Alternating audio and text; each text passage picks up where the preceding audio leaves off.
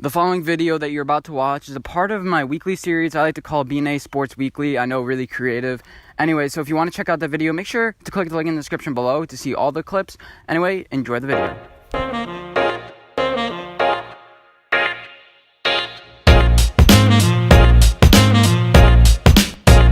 And welcome to Hooters Hot Take. Make sure to buy your hot spicy wings from Hooters.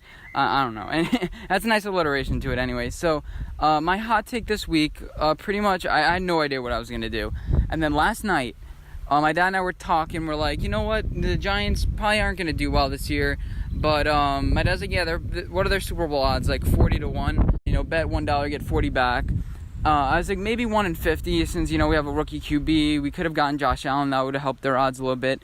Then I saw that Vegas is giving us 125, 1 in 125 odds to win the Super Bowl this year.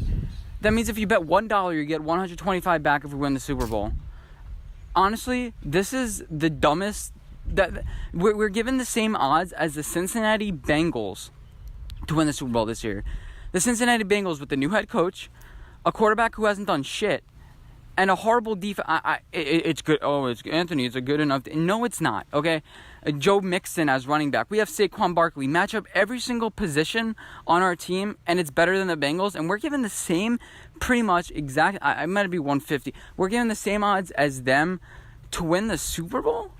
Like, I do not understand this at all. We're going to have one of the deepest secondaries in the league next year.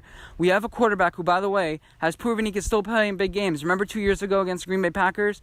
Before halftime, Eli Manning was throwing darts. And then if the guys aren't catching it, how are you expecting the Giants, to do well? I know you're saying, oh, Anthony, then they got to catch it. Well, we got rid of our locker room problems. We got rid of the problems on our defense with, you know, Landon Collins, Damon Harrison, Eli Apple. We got rid of all the cancers in our locker room. Landon Collins even called it a cancer. Now, this year, we have James Bettcher in our defense. He is such a strong defensive mind, comes from strong roots.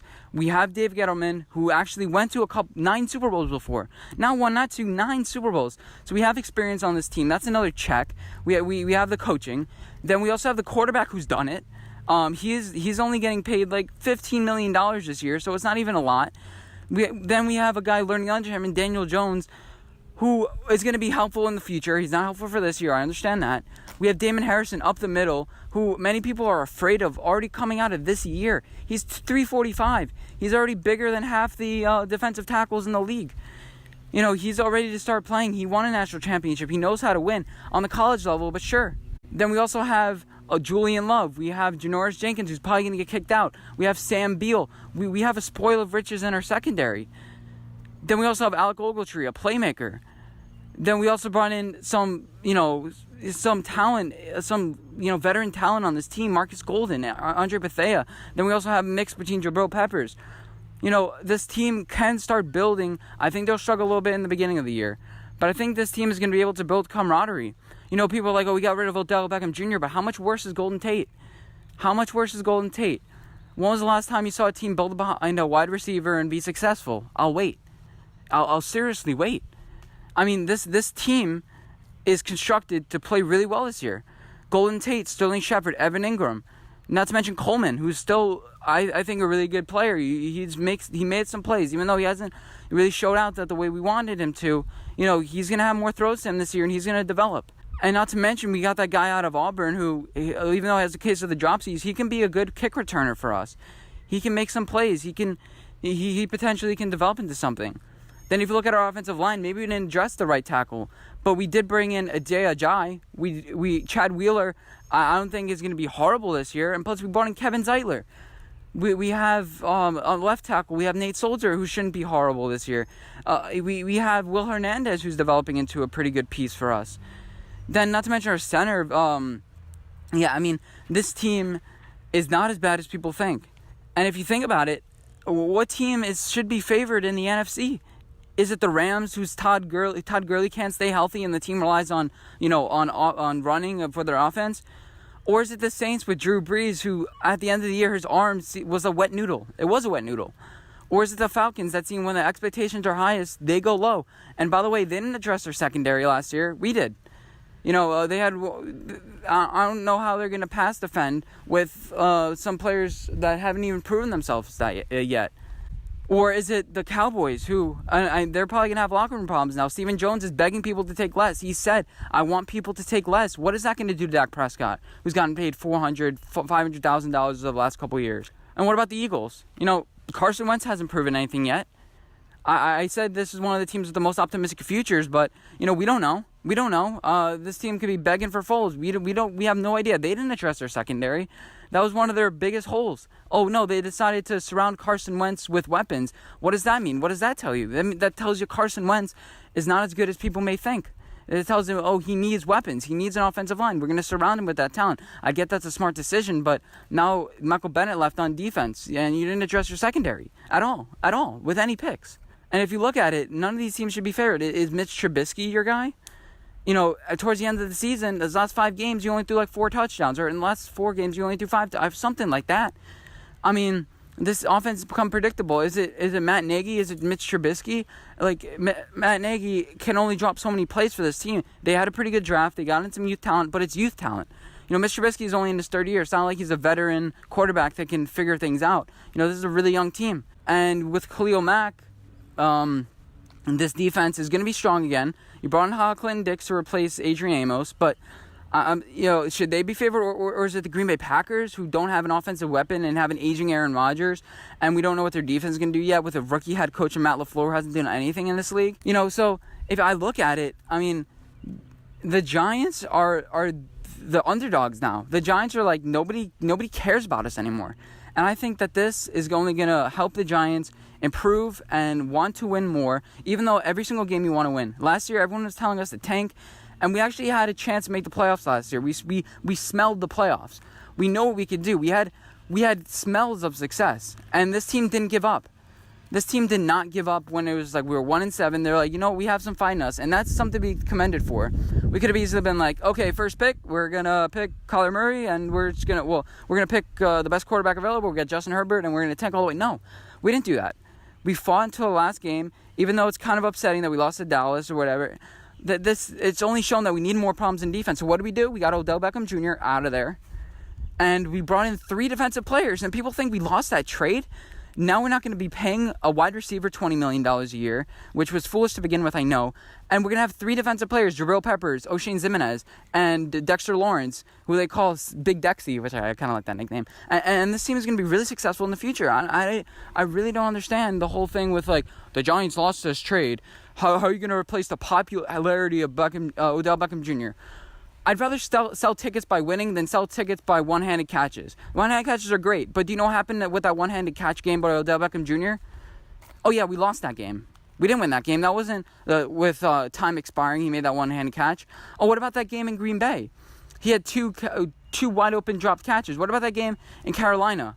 Wide-open drop passes. Odell Beckham Jr., he's not stability. He's out. He's in. He's on Twitter. He's not on Twitter. He's blaming somebody. He's really mentally unstable, and he's not mature. The Giants are a mature franchise. You're 26 already. Grow up. And now, he something in his life changes, and all of a sudden he's a mess. He's a mess. Grow up, be a man, okay? Grow up and be a man. Look at your hair, okay? I think the Giants are in a good position, and the fact that they're 125-1 odds is a disgrace. The fact that I saw that they have a 10% chance to be the number 1 pick next year with the 4th easiest schedule in the league. The 4th easiest schedule in the league compared to last year, even though some teams might have gotten better or worse. I haven't really checked that out yet. We have the 4th easiest schedule in the league as far as win percentage from last year, and they're giving us a 125-1 chance. And that's my hot take. Let me know what you guys think. So this is an exclusive. I didn't have this in BNA Weekly, so you were exclusive watching the original BNA Weekly, but this is an exclusive just in case you did watch BNA Weekly. You can watch it again, and then you have this as an exclusive, so you get a treat for watching it twice. Wow. I'm giving you guys 2 little specials. I don't really know what I'm saying, but anyway, so in this video, I mentioned that the Giants are plus 125 to win the Super Bowl, 12,500, sorry, to win the Super Bowl. Meaning if you bet $1, you get 125.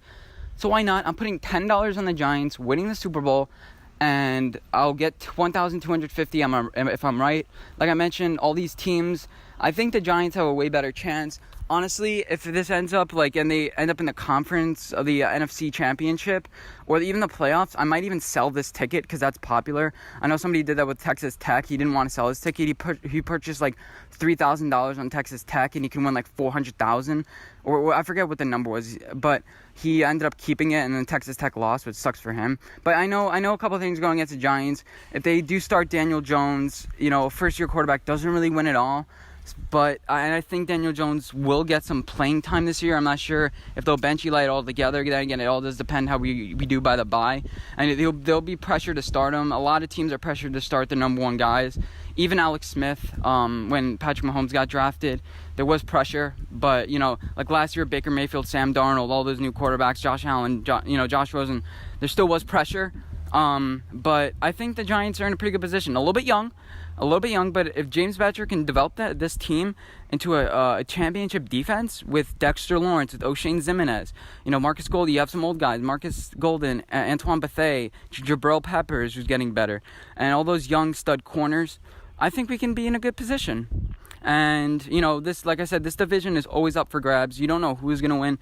Like the other year, the Redskins won it, and they were like the least favorites, so in the beginning of the year. So you never know with this division. And once we get into the playoffs, anything can happen. That's the beautiful thing about football and hockey and not basketball, because every favorite wins. I looked at the basketball the other day, and it was every team that advanced to the second round was the favorite. And yes, the only non-favorite to advance so far is the Portland Trail Blazers, and they won in 7 by 4 points. So, it's not like, undercards win, and then hockey is just like this, no division winner advanced to round 2.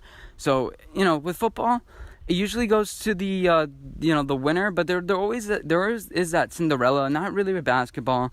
That's why I love football. Any team can win, even though it seems like it's the Patriots for the last couple years.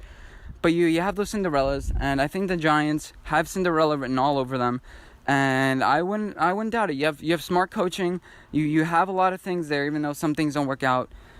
We'll see. There's no overarching favorite. There's no Golden State Warriors. There's no Tampa Bay Lightning, and even Tampa Bay Lightning didn't win, but you guys get the point. Anyway, hope you guys enjoyed this video. If you did, make sure to give it a like or anything down there. Please comment, favorite, and subscribe if you haven't already. Anyway, thank you guys for watching, and I'll see you in my next video. Bye, guys.